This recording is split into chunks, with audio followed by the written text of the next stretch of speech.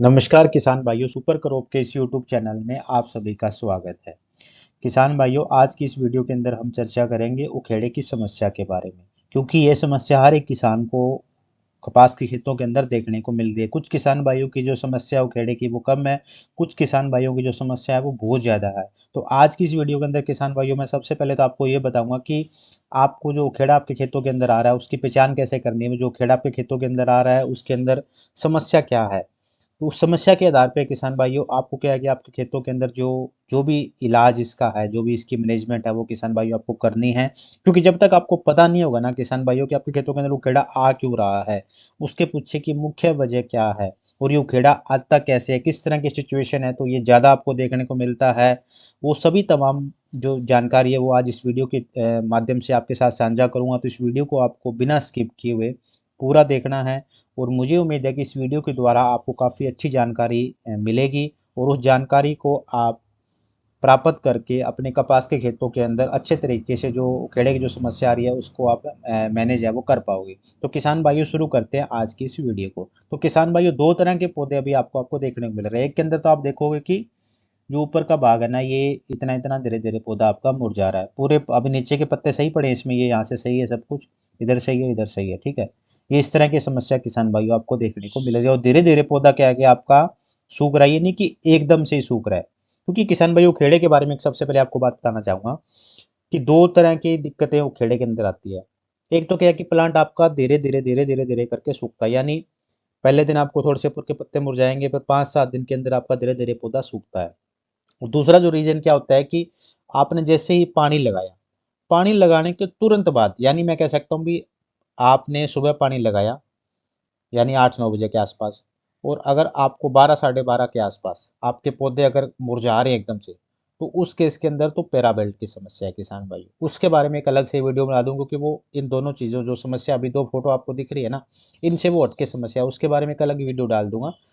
और दूसरी जो समस्या है कि आपने पानी भी नहीं लगाया, और पानी इसके अलावा उसके साथ साथ क्या कि अगर आपने पानी लगा दिया तो उस दिन पौधे बिल्कुल सही थे, उसके एक हफ्ते तक प्लांट बिल्कुल सही रही, एक हफ्ते के बाद में ये समस्या शुरू हो रही है आपके धीरे धीरे मुरझाने की, या आपके थोड़ी थोड़ी बारिश हो रही है, बारिश के बाद में समस्या आपको देखने को मिल रही है। आप कह रहे हो मेरे खेतों के अंदर तो पानी भी नहीं खड़ा हो रहा, क्योंकि मेरी रेतीली मिट्टी है, पानी साथ के साथ नीचे जा रहा है। तो उस केस के अंदर जो ये समस्या है ना किसान भाई, दो तरह की समस्या वो आपको देखने को मिलती है। तो सबसे पहले अगर बात करूं किसान भाइयों, तो ऊपर से अगर धीरे धीरे पौधा आपका मुरझा रहा है और एक आपके पूरे के पूरे प्लांट सूख गए कंप्लीट, तो दो तरह के उखेड़ा भी आपको देखने को मिल रहा है किसान भाइयों। अब इनके बारे में बता दूं भी, ये जो समस्या है किसान भाइयों ये अलग है, और ये वाली समस्या जो आपको देखने को मिल रही है आपकी अलग है।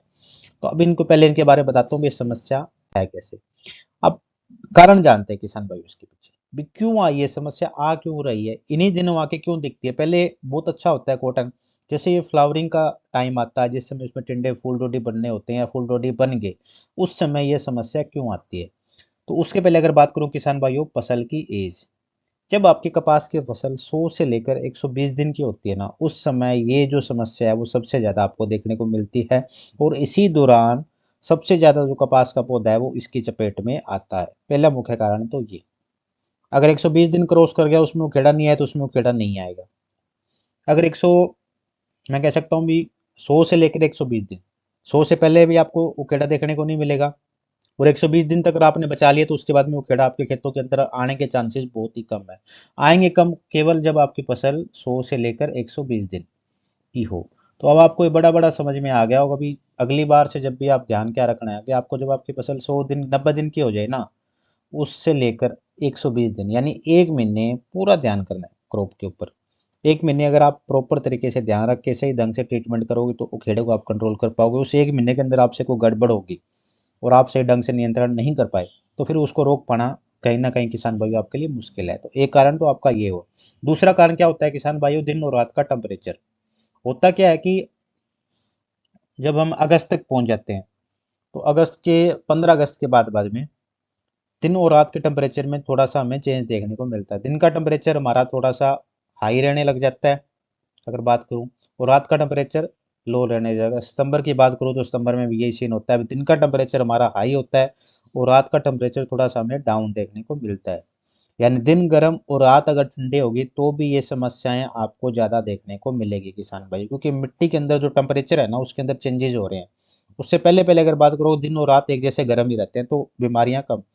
दिन और रात के टेम्परेचर के अंदर अगर बदलाव हो रहा है ना, उस समय आपको जमीन के अंदर जो ये फंगस वगैरह उसका अटैक ज़्यादा देखने को मिलता है। तो ये वाली जो समस्या है ना किसान भाइयों, जो पौधे आपके मुरझा के सूख रहे हैं, उखेड़ की जो समस्या है वो इस केस में आपको ज़्यादा देखने को मिलती है। इसलिए जो कहता हूँ भी ये 100 से लेकर 120 दिन जो आपको मैंने बताया भी, ये सबसे अहम होते हैं फसल के लिए। इसके अंदर बहुत ज़्यादा बदलाव होता है, उस बदलाव के अंदर ये समस्याएं आपको आती ही आती है। उसके बाद में क्या होता है किसान भाइयों, दिन और रात का टेम्परेचर आपका, दिन गर्म और रात ठंडी रही, उसके बाद में अगर आपके लगातार बारिश हो रही है तो भी ये समस्या, दिन और रात का अगर टेम्परेचर होगा तो उसमें कुछ कुछ पौधे होंगे, थोड़े थोड़े पौधे इक्का दुक्का, दो चार दो चार दो चार आपको कहीं कहीं देखने को मिलेंगे। अगर ये कंडीशन दो चार हो रखे हैं और उस समय तुरंत बारिश गिर गई, जैसे इस साल हो रहा है अब आपने।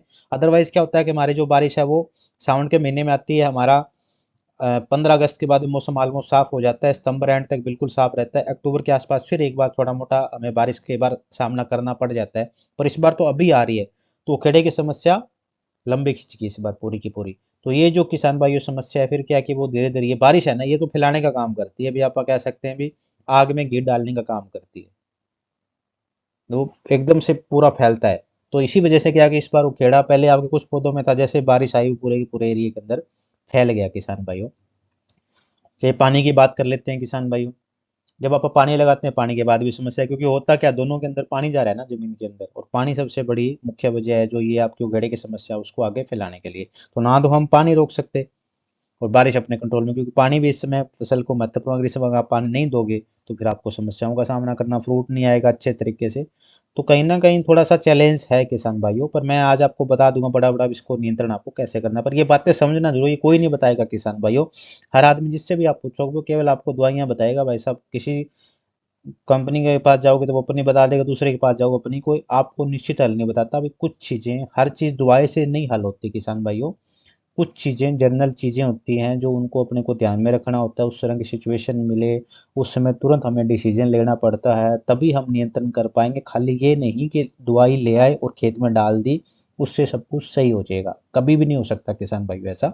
इवन अपनी खुद की हेल्थ पे भी ले लीजिए भी, ये नहीं है कि कुछ भी आप ला के ले लिया। अब जब आप अपनी हेल्थ का ध्यान नहीं रखोगे प्रॉपर तरीके से तो दवाइयाँ अकेली कंट्रोल नहीं कर सकती। उसके बाद में बात आ जाती है किसान भाइयों की जो खेड़े की समस्या, उसके अंदर जो अहम रोल है वो आपका न्यूट्रिएंट का, यानी नाइट्रोजन, फॉस्फोरस और पोटेशियम। अगर इन तीनों का बैलेंस आपकी फसल के अंदर प्रॉपर तरीके से नहीं है ना, तो भी कहीं ना कहीं आपके खेतों के अंदर वो खेड़े की समस्या आपको ज़्यादा देखने को मिलेगी। उसके बाद में किसान भाइयों बात आ जाती है, बहुत सारे किसान कहते हैं जी मैं तो 2 कट्टा यूरिया भी डाल दिया, सब कुछ डाल दिया। पर किसान भाइयों, दो चीज आज के समय में दिक्कत क्या आ रही है ना, पिछले 3 4 सालों से बात करूं, क्वालिटी मार्केट के अंदर से खत्म होगी, क्वांटिटी क्वांटिटी आपको मिल रही है। यानी क्वालिटी आपको देखनी पड़ेगी, वो अच्छी क्वालिटी किस फर्टिलाइजर की हमें मार्केट के अंदर मिल रही है। अभी क्वांटिटी पे फोकस नहीं करना है किसान भाई भी, क्या क्वांटिटी जितनी मर्जी ले लो, क्वालिटी बिल्कुल लो आ गई मार्जिन के चक्कर के अंदर, ये एक सच्चाई है आज के टाइम की। तो हमें कहीं ना कहीं ये जो नाइट्रोजन, फॉस्फोरस, पोटेशियम है इसके बारे में प्रॉपर बैलेंस आप रखोगे तो काफ़ी हद तक मैं कह सकता हूँ भी आप 90% तक उखेड़े की समस्या को कंट्रोल कर सकते हो। उसके बाद में जो अहम चीज़ है वो है किसान भाइयों पोटेशियम की कमी। अगर आपके खेतों के अंदर पोटेशियम की, और लगभग मैं कह सकता हूँ भी किसान जो है वो पोटेशियम का यूज बहुत ही कम कपास के खेतों के अंदर करते हैं, तो उस वजह से ये समस्या उनको ज़्यादा देखने को मिलती है। मुझे जो लग रहा है, अगर जो किसान, जिन किसानों के खेतों के अंदर या जो किसान पोटेशियम प्रॉपर तरीके से अपने खेतों के अंदर यूज करते हैं, उनके अगर पोटेशियम की मात्रा मिट्टी के अंदर पूरी होती है, वहाँ खेड़े की समस्या कम देखने को मिलती है। जहाँ पोटेशियम की कमी होगी वहाँ भी ये समस्या आपको ज़्यादा देखने को मिलेगी किसान भाइयों। तो ये मेन कारण थे किसान भाइयों की उखेड़ा आ क्यों रहा है बड़ी बड़ी। और ये पैराबिल्ट वाला गेम अलग है किसान भाई, जैसे आप पानी लगा रहे तुरंत सूख रहा है, वो एक गेम अलग है, उसके बारे में थोड़ी। जो अभी जो सिचुएशन आ रही है, अभी तो कोई पानी भी नहीं खड़ा हुआ, बहुत सारे किसानों ने पानी भी नहीं लगाया तो भी उखेड़े की समस्या आ रही है। तो उसके अंदर ये मुख्य कारण मैं कह सकता हूँ भी 6 कारण हैं। इन पे अपने को फोकस, इनको अपने को माइंड के अंदर रखना पड़ेगा। तो बड़ा बड़ा आपको गेम समझ में आ गया भी क्यों और कैसे हो रहा है। अब बात आ जाती है कि उसकी पहचान कैसे करें भी, जलगलन की समस्या कौन सी है और दीमक की समस्या कौन सी है। तो सबसे पहले बात कर लेते हैं किसान भाइयों जड़ गलन की। ये पौधा आपको दिख रहा है ऊपर से, यहाँ से मुरझा रहा है, ये इसी पौधे की जड़ है किसान भाई। अब जड़ के अंदर दिख रही है, ये जड़ बिल्कुल आपकी आपको सही दिख रही है, ये भी सही है, ये भी सही है, ये भी सही है, ये भी सही है, ये भी सही है। ये एक जड़ आपको बिल्कुल काली हुई दिख रही है, ये वाली देखिए, देखिए आपको बिल्कुल, ये जो कर रहा हूँ ये बिल्कुल ब्लैक हो रखी है किसान भाइयों। होता क्या है कि बाकी सब जड़ें सही है ना, ये एक जड़ है, उसकी वजह से थोड़ा सा ऊपर से पौधा अभी आपका समस्या में है, इस पे स्ट्रेस पड़ रहा है बहुत ज्यादा, उस वजह से न्यूट्रिएंट भी नहीं ले पा रहा है। ठीक है। और धीरे धीरे ये क्या है कि इस पौधे को धीरे धीरे करके सुखाएगी, हो सकता है कुछ केसेस के अंदर ये पौधा दोबारा हरा भी रहेगा, अगर आपने टाइमली ट्रीटमेंट कर दिया ना, और ये रूट रूट आपकी खत्म होगी, सही होगी, तो पौधा के बार दोबारा भी हरा होने लग जाता है। तो वो केस किसान भाइयों क्या है कि उसके अंदर आपकी जड़ गलन की समस्या है।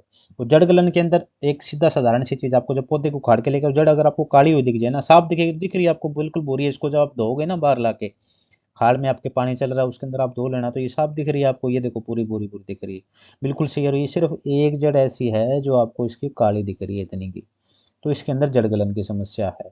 और जड़ गलन का ये भी तरीका है किसान भाई, जड़ के ऊपर से आप जैसे अंगूठे से साइड करो, जैसे ये जड़ है, ये जड़ के ऊपर ऐसे अंगूठे से आप साइड करोगे और उस ऊपर की स्किन साइड हो रही है ना, तो समझो इसके अंदर जड़ गलन की समस्या है किसान भाई। पहला कारण ये हो गया, पहचान लग गया आपको भी, इस तरह से ऊपर से अगर पौधे मुरझा रहे हैं, उस पौधे को आप उखाड़ के देखना, उसकी जड़ें चेक करना, आपको एक आधी जड़ उसकी इस तरह से काली हुई मिलेगी, तो समझना इसके अंदर जड़ गलन की समस्या मेरे आ चुकी है। उसका मैनेजमेंट कैसे करना है किसान भाइयों? कॉपर ऑक्सीक्लोराइड काफी अच्छा रिजल्ट है किसान भाइयों। 25 ग्राम के साथ 200 ग्राम यूरिया और 10 लीटर पानी में मिला के करना क्या है किसान भाइयों, आपको जो जो पौधे आपको दिखे, वो जैसे ये आपका पौधा है, ठीक है, ये आपका कपास का पौधा है और ये मिट्टी है नीचे, ठीक है। फुहारा जो बैटरी वाली स्प्रे आती है आपकी डोली, उसका आगे नोजल आती है अलग, एक पतली नोजल होती है जो सीधी पानी मारती है, एक तो फुहारा बनाती है पूरा, एक सीधी पतला फुहारा हो जाता है उसका, पतला पतला पानी उसके अंदर निकलता है। उसमें क्या हो गया कि बिल्कुल इस पौधे के टहनी पे यहाँ मारना है, इस जगह, जमीन पे नहीं मारना नीचे, बिल्कुल इस टहनी के ऊपर मारना है आपको ऐसे। उससे होगा क्या कि ये प्रेशर से ना ये आपके नीचे तक, जैसे यहाँ आपकी जड़ें हैं, ठीक है, ये जड़ें हैं, तब होगा क्या किसान भाइयों कि इसके अंदर जब आप ऊपर से स्प्रे मारोगे ना यहाँ से, पंप का यहाँ फुहारा, क्योंकि ये बहुत महत्वपूर्ण, बहुत सारे किसान कहते हैं जी मैंने तो दे दी, 1 किले में 1 किलो क्लोरो डालने से या 1 किलो कार्बन डाइजियम डालने से कुछ कंट्रोल नहीं होने वाला किसान भाई, जब तक जड़ों तक दवाई नहीं पहुंचेगी तब तक कुछ नहीं। अभी क्या आप ऊपर पर हिला दिया यहाँ यहाँ, वो जड़ों तक तो जा नहीं रही, उसके लिए आपको क्या करना है कि 200 ml पानी एक पौधे के अंदर जाना चाहिए। ये आपके डोली का पंप आया, यहाँ से आपने पानी इस टहनी पे बिल्कुल सीधा नीचे, इससे प्रेशर से क्या पानी नीचे आएगा और जड़ों की तरफ जाएगा ऐसे, ठीक है जी। और इन जड़ों के कर गया तो इसको पूरा जड़ को आपकी प्रोटेक्ट कर लेगा, तो प्लांट आपका बिल्कुल बच जाएगा। ये सबसे बेस्ट तरीका है किसान भाइयों, अगर आपको कीड़े की समस्या को रोकना है। बाकी खेत के अंदर चाहिए आप 10 किलो का कॉपर ऑक्सीक्लोराइड डाल देना, कार्बन डाइजियम डाल देना, कुछ हल नहीं जब तक जड़ों में नहीं। करना क्या है कि एक लाइन है, ठीक है ना किसान भाई, इस एक लाइन के अंदर एक पौधा, दो पौधा, 3 4 5 6 7 8 9 10 पौधे, जितने भी हो गए लाइन, ठीक है। अब इस पौधे पे समस्याएं आ रही है अपने, क्या इस पौधे के अंदर तो डालना ही डालना है, उसके आजू बाजू के 1 2 3 4 पौधे इस साइड के पकड़ लिए, 1 2 3 4 इस साइड के, यानी ये इतना इतना घेरा आपको उस लाइन का पूरा करना है। अगर आपको लग रहा है इस लाइन के अंदर भी कर सकते हो तो इधर भी ये थोड़ा 2 4 प्लांट इधर निकाल दो, 2 4 प्लांट इधर निकाल दो, यानी जो आपका पौधा ये दिख रहा है ना, उसके आजू बाजू के 10 12 पौधों के आसपास भी आपको दवाई डालनी है। पूरे खेत में करने की जरूरत नहीं है किसान भाई। बहुत सारे किसान कहते हैं जी एक खेत के अंदर तो डालना बड़ा मुश्किल होगा, ये खेत के अंदर नहीं डालना आपको, जब भी ये समस्याएं शुरू होना उसके अंदर आपको 24 से लेकर 48 घंटे के अंदर अंदर जो पौधा सो रखा है उसमें और उसके आजू बाजू में आपको डालनी है। अगर आप जितना लेट हो गए समझो उतना एरिया फैलता जाएगा, तो उसको कंट्रोल कर पाना बड़ा मुश्किल रहेगा, ठीक है। और जब स्टार्ट होती है तो 2 4 पौधों से ही होती है किसान भाइयों, पूरे खेत से नहीं होती कभी भी, ये नहीं कि पूरा का पूरा खेत एक साथ ही हो जाए। दो पहले 2 4 पौधे होते हैं, फिर उनसे 2 4 से 40 बनते हैं, फिर 40 से 400 बनते हैं। तो आपको क्या करना है कि जब 2 4 उसी जगह, खेतों की निगरानी प्रॉपर तरीके से आपको करनी है, अगर इसका नियंत्रण आपको करना है, ठीक है। दूसरा क्या है, कार्बेंडाजियम 50, ये परसेंट याद रखना ये वाली, ठीक है ना, 50 WP, और कॉपर ऑक्सीक्लोराइड 50 WP, ठीक है। 10 से 15 ग्राम, एक 150 ग्राम उसके अंदर यूरिया मिक्स कर लेना, और 10 लीटर पानी का घोल बना के जहां जहां जिस पौधे में आपके हो रखे हैं उसके अंदर आपको छिड़काव है वो करना है किसान भाइयों। और डालने का तरीका सेम मैंने बता दिया भी, यहाँ जड़ों में डालना है। अब बात आ जाती है क्या इसके साथ क्लोरो मिला सकते हैं, क्या इसके साथ में कोई और भी दवाई मिला सकते हैं? तो किसान भाइयों नहीं मिलानी। अगर मिलाने से आपके अगर रुकता ना, तो पिछले 5-7 सालों से समस्या आ ही रही है। 8 साल से तो मैं भी लगातार देख ही रहा हूँ, जब से मैंने अपना कैरियर एग्रीकल्चर के अंदर स्टार्ट किया है, जब से मैं जॉब स्टार्ट की है, किसानों से मिलता हूँ, जाता हूँ, देखता हूँ, आज तक तो रुकी नहीं। अगर मिलाने से रुकती तो रुक जाती, तो क्या पता इस बार बिना मिलाए काम चल जाए। तो मैं आपसे ये अनुरोध करूँ कि इसको मिलाए ना किसान भाइयों, बिना मिलाए आपको इसका यूज है वो करना है। अगला बात पे आ जाते हैं, अगर पूरा का पूरा पौधा ही सूख रखा है, ठीक है, 2-4 दिन आप नहीं गए, गए देख के पूरा का पूरा पौधा सूख गया, अब उस इस पौधे को आप उखेड़ के देखो तो उसके अंदर क्या समस्या है किसान भाइयों? दीमक है इसके अंदर। दीमक का निशानी कैसे पता चलेगी? जड़ें तो ये भी सही है, जड़ें सारी सही है, ये यहाँ से खाया हुआ दिख रहा है दीमक का, ये नीचे से इतना यहाँ से आपका खा रखा है। तो इसके अंदर किसान भाइयों क्या है? दीमक की समस्या। तो दो मुख्य कारण है, पहला आपका जड़ गलन और दूसरा जो क्या है आपके दीमक। दोनों ही आपके खेतों के अंदर है, अगर आपके खेतों के अंदर उखेड़े की समस्या है तो किसान भाइयों। अब दीमक के लिए आपको क्या करना है किसान भाइयों? दीमक के लिए आप क्लोरपाइरोफोस यूज कर सकते हो, और अमीडा क्लोरोपिड है वो भी किसान भाइयों आप यूज कर सकते हो। डालने का तरीका मैंने बता दिया। अभी आपका पौधा है, ये आपकी मिट्टी है, यहाँ से आपने यहाँ बिल्कुल इसके पास फुहारा मारना है पानी का, इससे नीचे जड़ों तक जाएगी जितना प्रेशर से, ठीक है। 200 ml पानी आपको पूरा एक पौधे के अंदर डालना है, ज़्यादा मत डालना, 200 ml पानी इनफ है। अगर आप प्रॉपर तरीके से, ज़्यादा प्रेशर भी मत करना, तो ये ना हो कि पूरी इसकी मिट्टी हिला दो पौधों के पास, पौधा आपका नीचे गिर जाए। तो बिल्कुल इसके जड़ के पास मारनी है दवाई, नीचे जाएगी तो ऑटोमेटिक काम करेगी, और रिजल्ट भी किसान भाइयों आपको अच्छा देखने को मिलेगा। अगर खेत के अंदर आप सोचो मैं तो पानी के साथ ही दे दूंगा 1 लीटर, तो उससे कुछ नहीं होने देने वाले का, फालतू खर्चा ना करें, उससे नहीं रुकने वाली किसान भाइयों। अगर रोकना है तो जड़ के अंदर आपको दवाई डालनी पड़ेगी। और बहुत सारे किसान कहते हैं 1 एकड़ के, एक एकड़, फिर कहता हूँ भी 1 एकड़ के अंदर जो समस्या, पूरा पूरा खेत तब बढ़ता है जब आप समय पर नियंत्रण नहीं करते। अगर समय रहते आप नियंत्रण करोगे तो निचली स्टेज पे 5-10 पौधे होते हैं, उनके अंदर दवाई डालना मुश्किल नहीं होता किसान भाई। तो ये सब तमाम बातें थी किसान भाइयों की, आपको जड़ गलन की समस्या को कैसे रोकना है। मुझे उम्मीद है भी आपको बड़ी बड़ी बातें अच्छे तरीके से समझ में आ गई होगी, अगर आपने वीडियो को अच्छे तरीके से देखा। अगर वीडियो आपको अच्छी लगी हो, थोड़ी लंबी होगी, तो बाकी सब किसानों के साथ भी शेयर करें ताकि उन तक भी जानकारी पहुंच पाए। एग्रीकल्चर से संबंधित कोई भी जानकारी चाहिए तो पीछे लगातार स्क्रीन पे आपके नंबर चल रहा था मेरा, उस पर आपने फ़ोन कर लेना है किसान भाई, उस पर जानकारी आप ले सकते हो। उसके अलावा एक हमारा व्हाट्सएप ग्रुप है किसान भाइयों, वो भी आप ज्वाइन कर सकते हो। अगर आप हमारे यूट्यूब चैनल पे नए हैं तो हमारा यूट्यूब चैनल जरूर सब्सक्राइब कर लीजिए ताकि हम आपस में जुड़े रहें। धन्यवाद।